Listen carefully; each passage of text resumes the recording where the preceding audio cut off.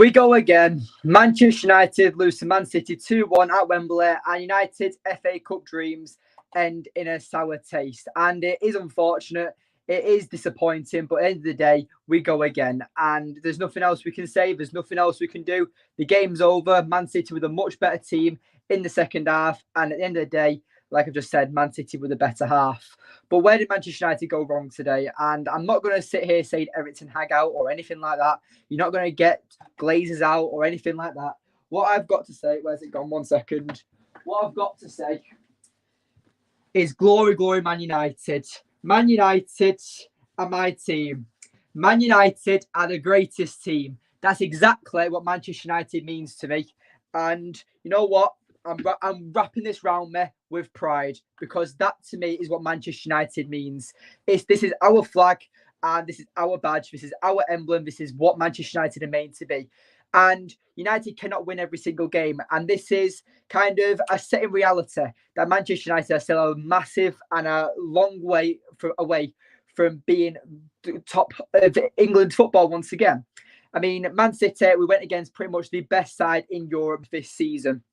And it is disappointing. It is frustrating, because it's the fact we lost to Man City. It's the fact that Man City played us off the park. They're a brilliant, brilliant team. They deserve to win the game today. And it's just very unfortunate as a Manchester United fan. But I believe in this manager. I believe in this team. But I am going to call out the players that didn't play out today. And I've already like the come down of frustration and anger's already gone. And I'm probably going to lose my shit again in a minute. But at the end of the day, I'm very, very devastated is the only thing I can say. And this loss hurts is what I have to say. But we got our glory in the Carabao Cup. It's Erik Ten Hag's first season, and we go again. Erik Ten Hag has done an amazing season, got us to the FA Cup final. United, Erik Ten Hag said it himself, that he's proud of his team. City were better on the day, and we have to go again and wait to the new season now. Now, Manchester United's season is now over. We've lost our last game of the season, and after everything we built towards, it just didn't look like we were going to win from minute one. I mean, from minute one, we were already 1-0 down. I mean, that was a brilliant goal by Man City. Gundogan took that goal absolutely spectacular, showed his true class. And at the end of the day, no keeper saving that. So people saying David De Gea had a shit performance. I agree. He didn't play well today, and I do feel like he should be stopping that second goal. My granddad said to me that De Gea can't see. He had like 4 people on him. But for me, I'm like, you've got to... De Gea should be saving that goal. And he's like saying, but he's got 4 people in front of him. Granddad, I love you, but come on. De Gea needs to be saving that. Let's see who's in the comments. Hitting the Turn Back podcast. De Gea lost us the final. And it's Munzi here. How you doing, pal? Nice to see you. But with Manchester United, it does hurt. And people are going to blame David De Gea, but United didn't score enough goals. It's not like De Gea lost it us by having a mistake like he did against West Ham. And it just frustrates me. That's all it is. It just frustrates me.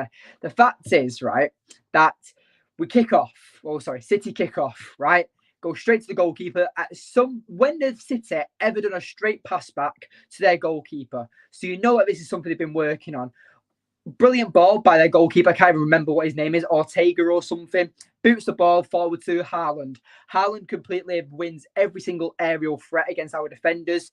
Varane hits him off the shoulder. It looks like De Bruyne hits it. But then guess what? No one marks Gundogan, and he rifles it into the top corner. And it's very, very frustrating. Thomas Williams, how are you doing, pal? We didn't play well. The better team won on the day, but forget the game. We can address the disgusting photos posted on Twitter. How was that allowed? You know what? I'm going to address that as well. There's quite a few fans. There's quite a few pictures that you might be talking about, but I'm going to guess you're talking about the guy who's saying not enough or something, the Liverpool meaning shirt. Anyway, some sick fan decided to get a United shirt and print off 97, not good enough or something like that for what happened in Huddersfield with Liverpool, which is absolutely disgusting in my opinion. So Thomas, thank you for bringing that up. But again, what can we say about this game? What went wrong? For me, I feel like Erik Ten Hag got a few of his decisions wrong, and I'm not saying that he's at fault for us losing that game, but his substitutions do come rather late. And in a game like this, like It's not like he's not made early substitutions before. Like that, yeah, that's what Tom was saying. They're not enough. 97, absolutely disgusting. It is absolutely disgusting, mate. And there are some sick individuals in this fan base, but on Red Devils TV, we don't associate with them type of fans. But anyway, let's continue. But with this game with Manchester United, what actually happened and what went wrong? And for me, I feel like that Erik Ten Hag didn't get the decisions drastically wrong, but I do feel like that Erik Ten Hag could have done a lot better. He could have done it right. Think back to when we played Barcelona, right? When we beat Barcelona in Europa League, right?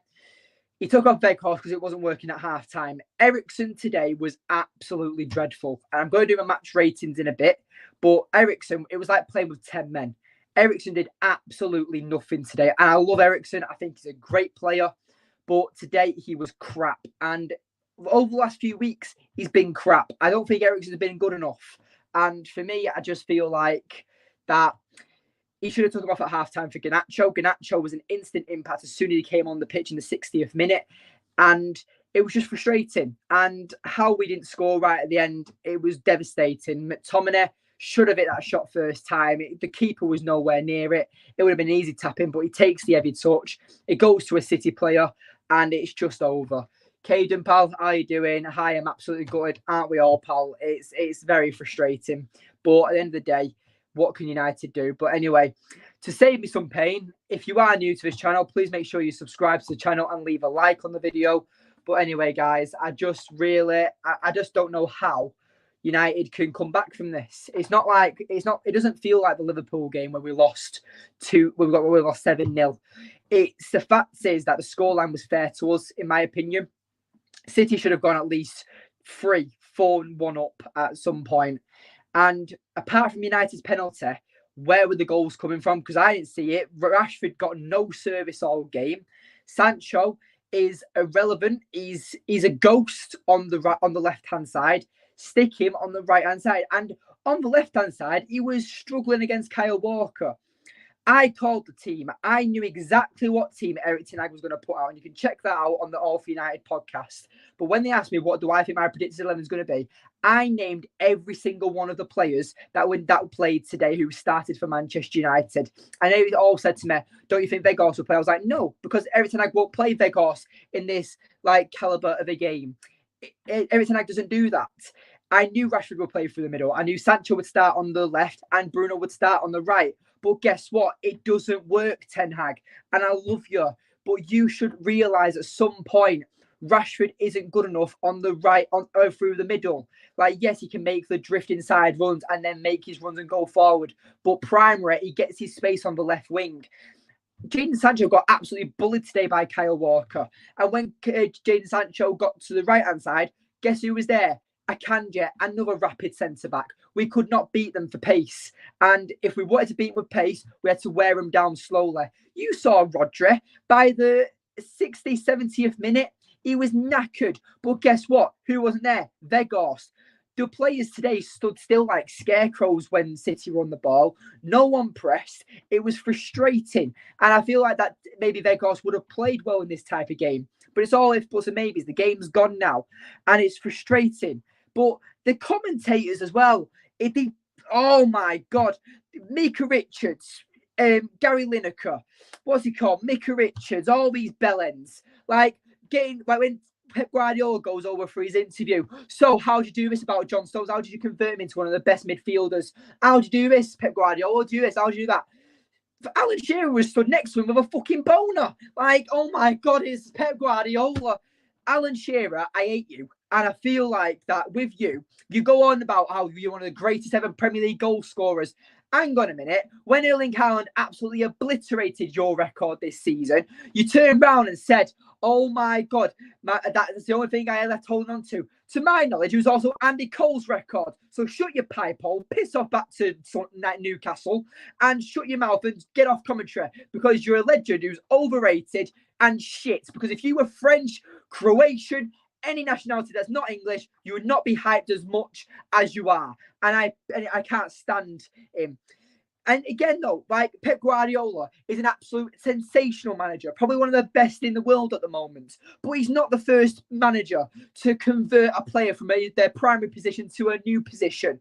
Like, where was the punditry's obsession when Luke Shaw was playing at centre back, when Martinez got injured? There wasn't any. Where was the appreciation that Marcus Rashford had been converted to a left winger to a striker? Bruno Fernandes to a central midfielder? Like, that's just Erik Ten Hag, and that's this season. But Alex Ferguson converted many players. Look at Phil Jones. Phil Jones was centre back. He got moved into midfield, right back. It's been around for so long, and people hype up Pep Guardiola like he's an original, like he's come up with all these fresh ideas. Yes, Pep Guardiola is a brilliant, brilliant manager, but you know what? I hope we lose the Champions League final. And this is not about the treble. This is about me proving and actually hoping that Pep Guardiola gets shut down. But anyway, let's see who's saying in the comments. Caden saying, but at this moment, just got to accept the result. I do accept the result, pal.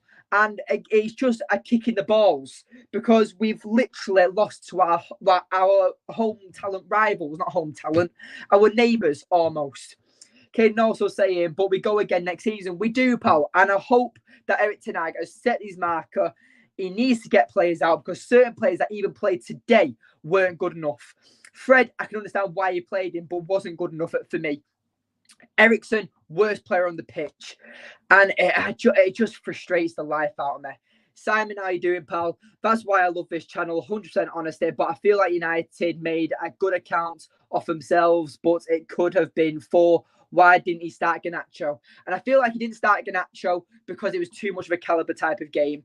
Like Vegas, he literally went to the World Cup and went toe-to-toe with Argentina. And if you remember the game against Netherlands and Argentina, Vegas scored a brace. And when the heat is on Vegas, he performs well. He got the assist for Marcus Rashford in the Carabao Cup final against Newcastle, so he can definitely perform on them type of games. I feel like he didn't start Garnacho because if Garnacho doesn't play well, he gets scrutinised. And I feel like that United should have weighed down City's players a lot more and then brought Garnacho on. But for me, Garnacho should have been on from at least the second half. He shouldn't have been brought on as late as he was. And that's where I think Erik Ten Hag got it wrong today. Caden also saying City didn't deserve to win. They did, pal. I'm not going to be a biased Manchester United fan here. They're the better team. They're the best team in Europe. But I do understand where you're coming from. Like, again, they were quite dirty. The fact that United got, like, I think it was 2 or 3 bookings we got. The only booking that they got was for time wasting. The Bernardo Silva tackle on Luke Shaw, instant yellow card. For me, I feel like that the Jack Grealish one, he kept mouthing off to the ref saying fuck off and all that stuff. Like, this is why I feel like, for me, referees don't get enough respect. This is where I feel like that if players, this is a rule that needs to be put in place, in my opinion. If any player swears at the ref or gets in the ref's face, they need to get a warning or a yellow card. But for me, the referees just let it slide. It's absolutely disgraceful. Caden also saying, time for the transfer window now, though. And I agree, pal. And you know what? Something I want to say, right? And this might not go down well, but I'm not going to say it. This is what my granddad had to say. My granddad turned around and said that our fans deserve the Glazers to stay. I turned around to him and said, what the hell are you on about? And he turned around and said, look at the stadium, Dan. Before United even collect their second place medals, every single United fan in Wembley had gone. That is disgraceful. And I don't want the Glazers to stay as much as anyone else does. But you know what? My granddad has a point. Because all these fans don't stick with us in the low times, but celebrate till the final whistle when we're winning. It's embarrassing. Majority of the fans at Manchester United at the moment are fake fans. They're travelling fans and they just don't care about the club. I've been to games at Old Trafford where we've won, we've lost, and I clap every single player off the pitch, the substitutes, the reserves, the starting 11. I clap off my team, win or lose, until everyone is out of that stadium, because that's me as a Manchester United fan. That's the way I was brought up, to celebrate Manchester United. And you've got to applaud your team off. You don't just stay when you win. You stay till you lose. You just go through the rough patches with your team. And it was embarrassing. Sometimes we were leaving before the final whistle. It was disgraceful, in my opinion.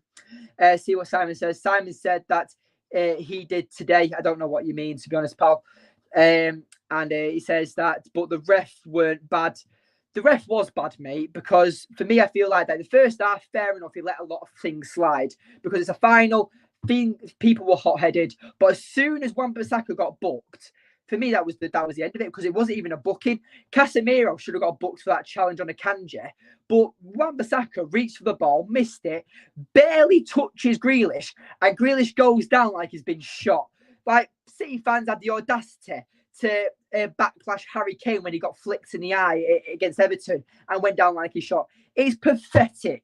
And I get it. You're going to pick every rule, like you're going to try every trick in the book that you have to win the final. But Jack Grealish is celebrating it like, oh my God, I can't believe it. I'm gonna have a couple of pints of Heineken in my hand in a bit. Like, oh, I'm gonna celebrate it like I've won it personally. It's my award, not the Man City's.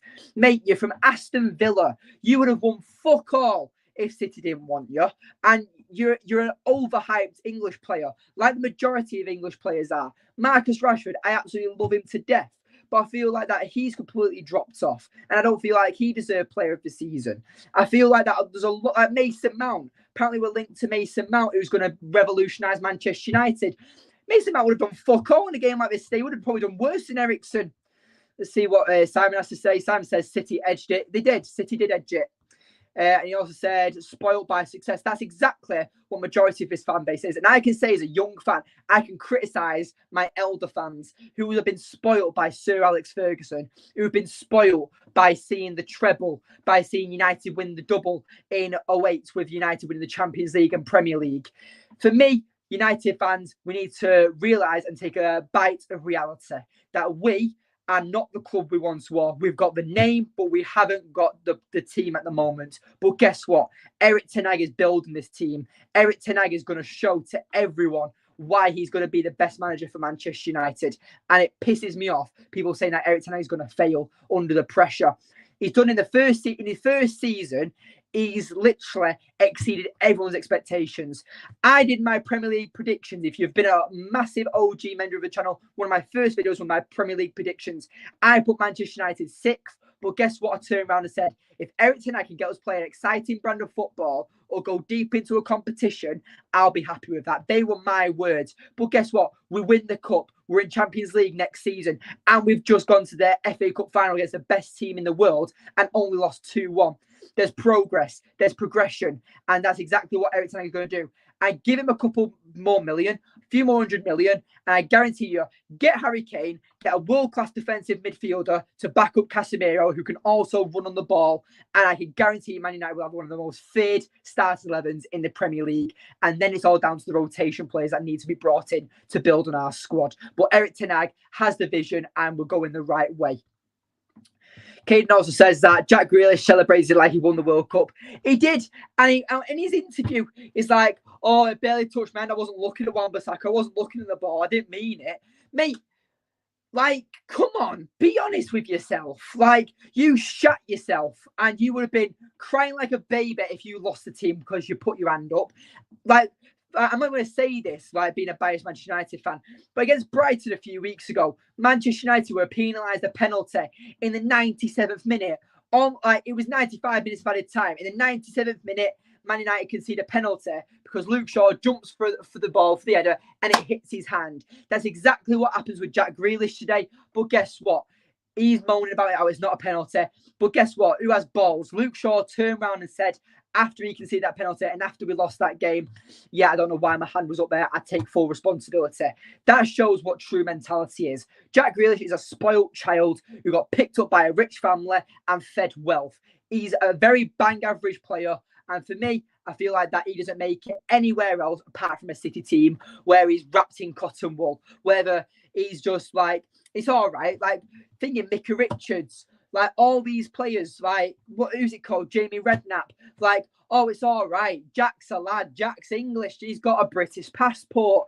Jack's all right with us. He would have done brilliant back in our day. But guess what? They criticise Jadon Sancho. They criticise Anthony. Not because they wear a red shirt, but the fact is because he's not one of the lads. Jack isn't walking on stage when City win the league with Heineken in his hand, doing all this stupid dance celebrations.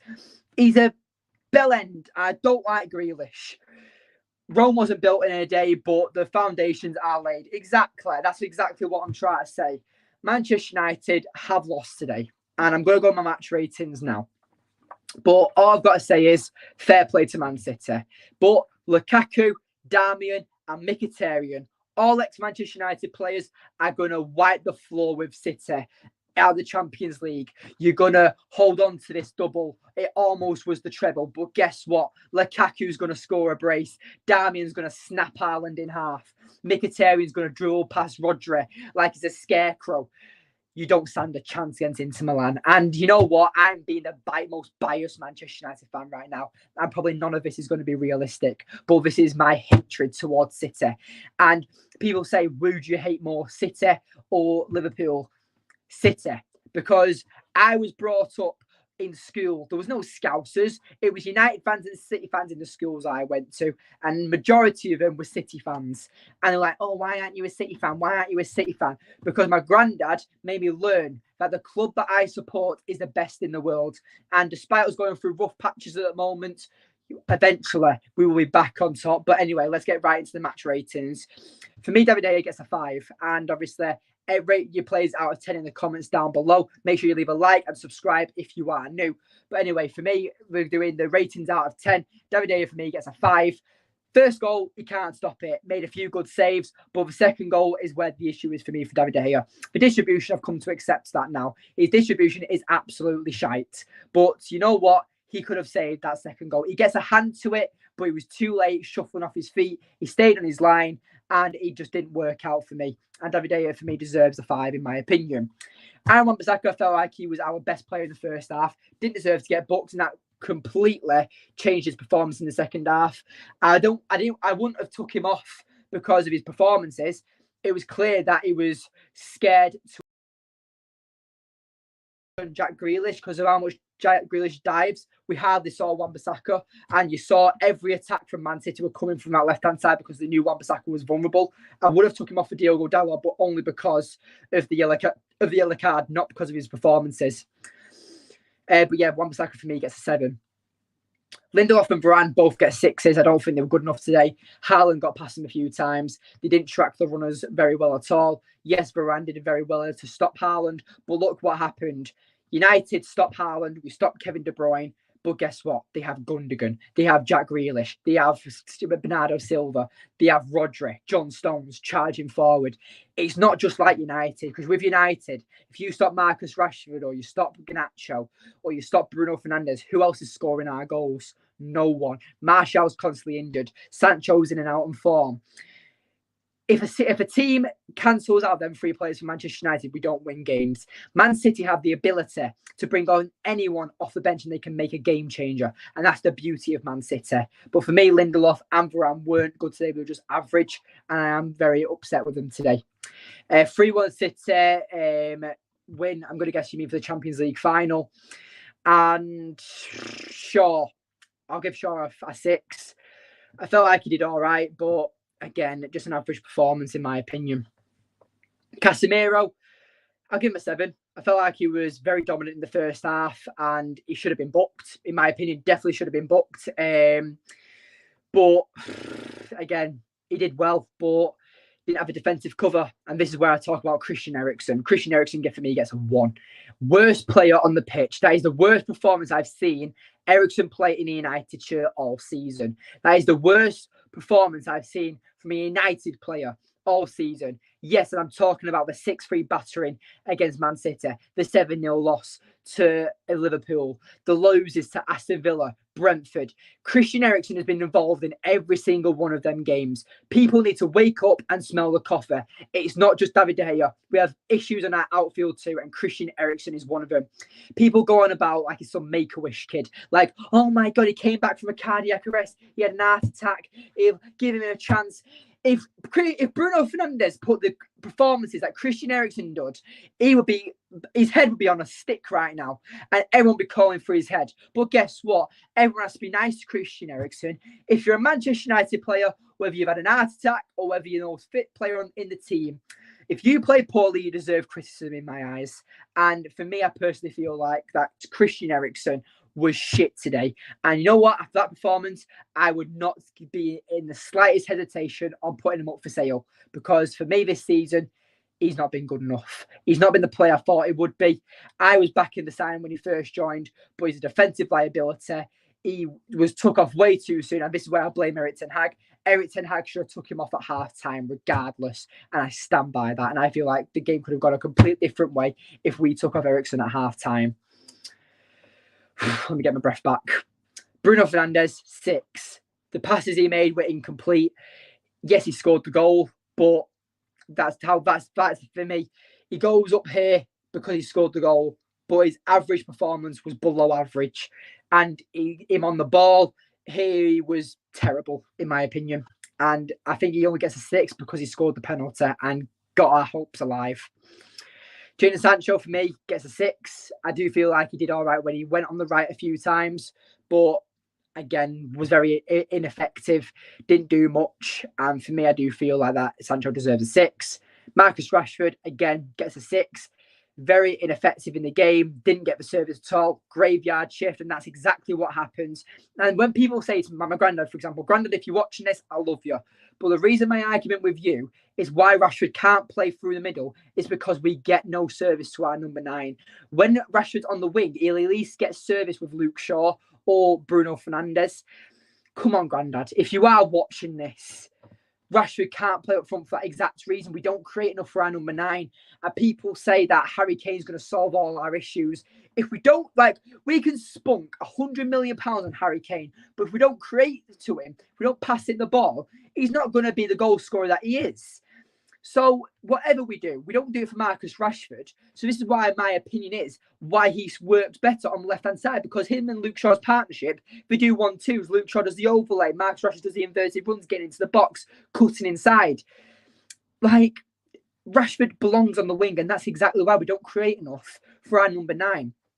And this is why, for me, Weghorst should have started today, because if you've got Weghorst running at the Man City players, wearing them down, they could have buckled, and they could have buckled under pressure, because they got at least at one point during the first half, Rashford, Bruno Fernandes, and Sancho were all stood in front of the City starting line, a back line, right? And guess what happened? Not one of them put in a press.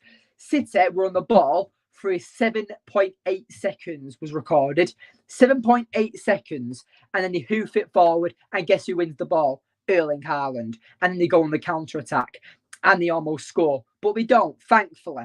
But that's a prime example why Manchester United were terrible today. We didn't press, we didn't look aggressive, we didn't look like we wanted it. And that was a frustrating part, in my opinion. And who else was it? Fred. I forgot about Fred.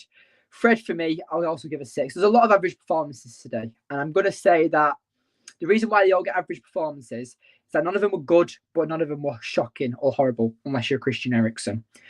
Substitutions, McTominay almost scored right at the end. I'm going to give him a 6. Garnacho, I'm going to give him a man of the match. I feel like Garnacho was the only one that showed a bit of fight coming on to the end of the game.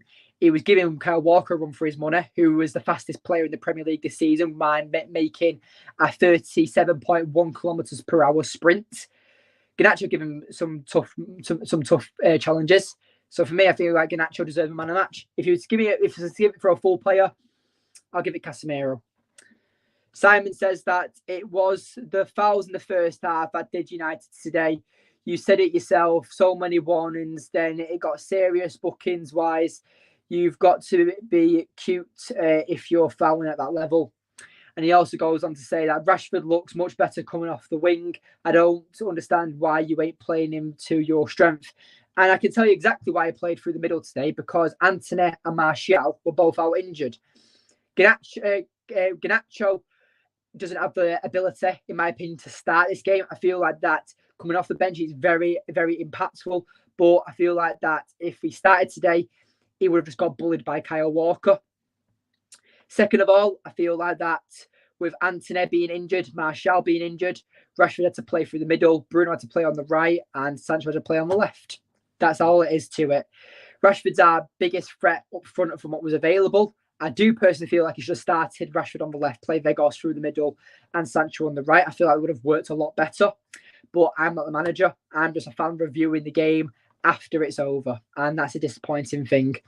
But for me, that's been the game. They gossed me. I forgot to give him his rating. He also gets a 6. I felt like he tried a little bit, but it wasn't really any of the stars for him to score in the last game as a Manchester United player. And I wish him all the best. But apparently the talks are that United aren't going to renew his contract, that he's going to go back to Burnley, and Burnley are going to try and sell him onto that Turkish club that we loaned him from. So at the end of the day, that's been Manchester United. I'm disappointed, but I wear the flag with pride. That is what being a Manchester United fan is all about. So if you are new to the channel, please make sure you leave a like on the video and subscribe. I really appreciate it to everyone who's tuned in tonight. Disappointing result, but on to the summer now. Manchester United season's over. We go again for the 23 to 24 season. And you best believe Red Devils TV will not be taking a break like the players. Red Devils TV will be doing daily content covering every single day, talking about the biggest news, transfer news. So stay tuned. And if you want to get involved with the channel, give me a message in the comments down below. Message me on Twitter. My Twitter is just Red Devils TV. And then at the end, it's MUFC. So if you want to get involved with the channel this summer and do content with me, whether you want to meet at Old Trafford, whether you want to do a live stream with me, let me know in the comments down below or message me privately. But I appreciate every single one of you that has joined tonight. Thank you, and I'll see you all very, very soon. But thank you guys for tuning in.